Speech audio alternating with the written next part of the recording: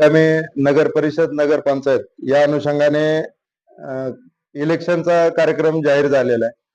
त्या अनुषंगाने आदर्श आचारसंहिता ही लागू झालेली आहे. आचारसंहितेमध्ये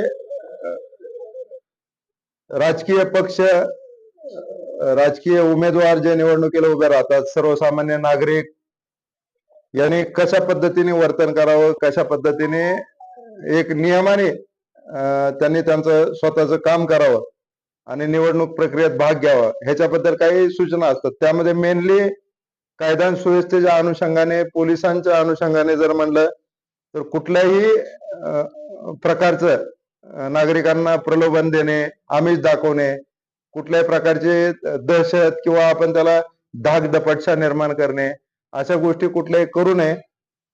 आणि ह्या अनुषंगाने पोलीस खात्याकडून विविध उपाययोजना राबवल्या जातात. जसे की जे काही आम्हाला मागच्या काही वर्षामध्ये रेकॉर्डवरती जे गुन्हेगार आहेत, ज्यांनी इलेक्शन मध्ये गोंधळ घातलेला आहे किंवा जनरली इतर दंगा, बॉडी ऑफेंडर्स, ह्याच्यावरती आम्ही लक्ष ठेवून असतो, त्याचं रेकॉर्ड काढत असतो. त्यातून आम्ही बरेच प्रस्ताव तडीपारीचे जे महाराष्ट्र पोलीस अधिनियम 55-56-57 नुसार पाठवलेले आहेत तयार करून.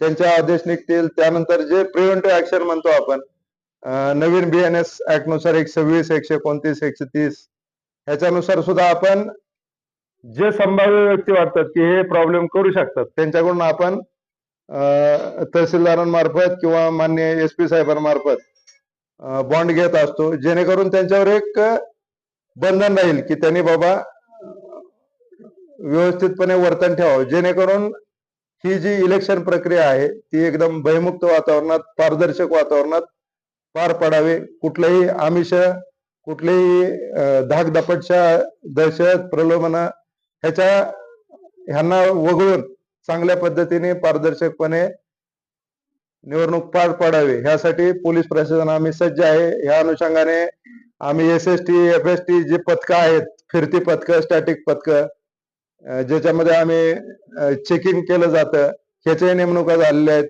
रात्रीचं पेट्रोलिंग आहे. काही ठराविक जे ऑफेंडर्स वाटतात त्यांच्याकडे चेकिंग, कोम्बिंग ऑपरेशन मार्फत. त्यानंतर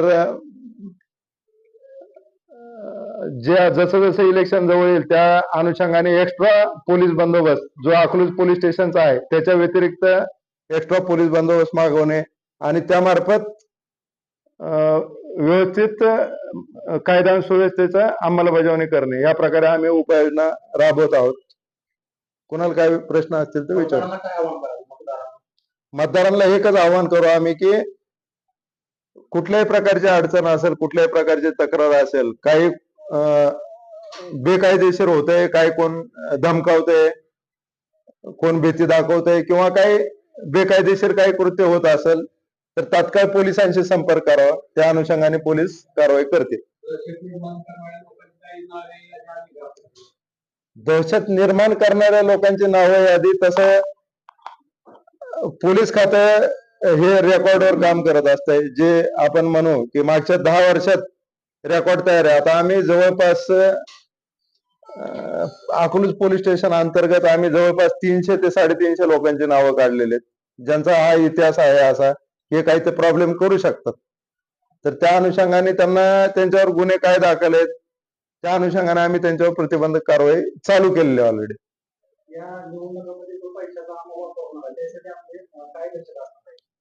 त्यासाठी आमचे जे SST स्टॅटिक सर्व्हिलन्स टीम आणि FST जे फ्लाइंग स्क्वॉड आहे ह्याच्या मार्फत तर कारवाई केलीच जाते. पण अचानक जर कोणाचे फोन आले तर तात्काळ त्याला रिस्पॉन्स देऊन अरुणच्या मार्गदर्शनाखाली पोलीस पथक काम करत असतं.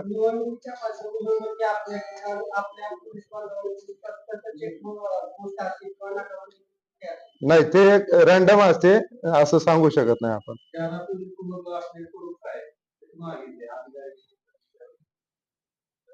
ज्यादा पोलीस कुमक जे आहे, आपण अख्ख्या महाराष्ट्रामध्ये इलेक्शन आहे. आता ऍक्च्युअल ज्या पद्धतीने सगळीकडेच इलेक्शन असल्यामुळं बंदोबस्त कसा मिळतो त्या अनुषंगाने आमची तर मागणी जे राईट कंट्रोल टीम आहे, RCP, SRPF उपलब्ध असेल तर SRPF ची मागणी आणि पोलीस मुख्यालयातून एक्स्ट्रा पोलीस मनुष्यबळ अधिकारी आणि आपण अकलूज डिव्हिजन मध्ये Natepute police station, Malshiras police station, Velapur police station इकडे नगरपालिकेचे इलेक्शन नाहीत तर ते आपण मनुष्यबळ वापरणार आहे.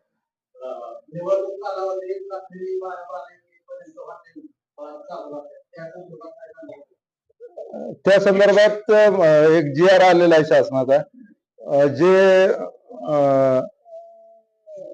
आपण जे म्हणू वाईन किंवा बार परमिट रूम आहेत त्या वगळून इतरांना परमिशन दिलेले आहे असं पण ते व्हेरीफाय करू आम्ही. जे इतर आस्थापना आहेत त्या किती वेळापर्यंत उघड्या ठेवाव्यात याच्याबद्दल एक नवीन जी आर आलेले आहे मागच्या 1.5-2 महिन्यापूर्वी. परमिट रूम बद्दल त्यामध्ये काही बदल नाहीये, ते आम्ही त्यांना जे लायसनवर दिलेलं टायमिंग आहे त्यामध्ये आम्ही बंद करू. आपल्या पोलीस स्टेशनच्या हद्दीत किती शस्त्र आहे आणि आता किती जमा झाले तुम्हाला ते थोड्या वेळाने माहिती बघून देतो.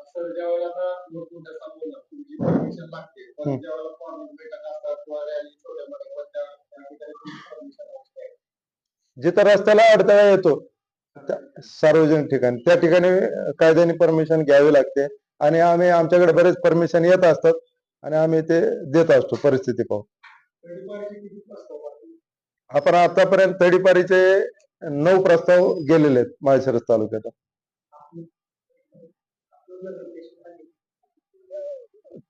त्याचे आता एक्झॅक्ट नाही आकडा सांगता येणार पण जवळपास एक सोमवारपर्यंत 25च्या आसपास गेले होते. कोम्बिंग मध्ये आम्ही ऍक्च्युली 3 दिवस कोम्बिंग ऑपरेशन राबवले. पीआय उबाळे आणि त्यांचे टीम यांनी प्लस एलसीबी पण त्यांच्या सोबत होती. आणि आता इथून पुढे इलेक्शन पार पडेपर्यंत हे अचानकपणे कुठं नाकाबंदी होईल, कुठं कोम्बिंग होईल, सर्चेस होतील, जशी माहिती मिळेल त्याप्रमाणे कारवाई होईल.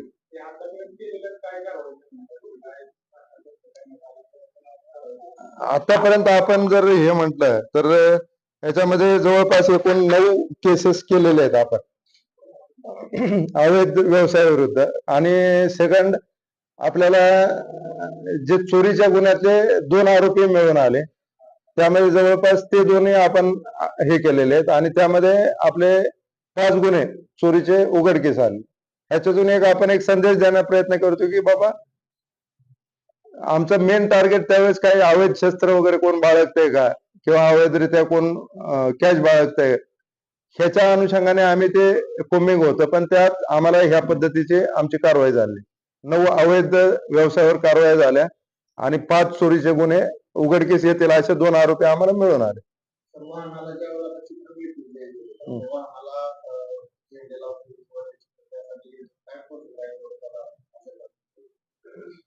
वाहनाला चित्र आता ते ज्यावेळेस ते स्पष्ट होईल चित्र त्याबाबत गाईडलाईन्स येतील त्याप्रमाणे कारवाई होईल. संवेदनशील आणि अतिसंवेदनशील असे किती बूथ आहेत आणि त्याच्यावर आपली व्यवस्था सुरक्षा व्यवस्था कशी असतात?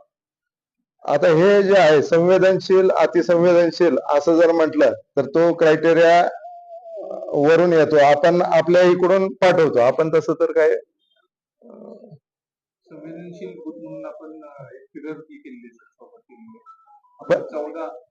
14 बूथ आपण पण ते फायनली आहे ना वरतूनच सँक्शन होतं त्यांच्या क्रायटेरियामध्ये बसल्यानंतर.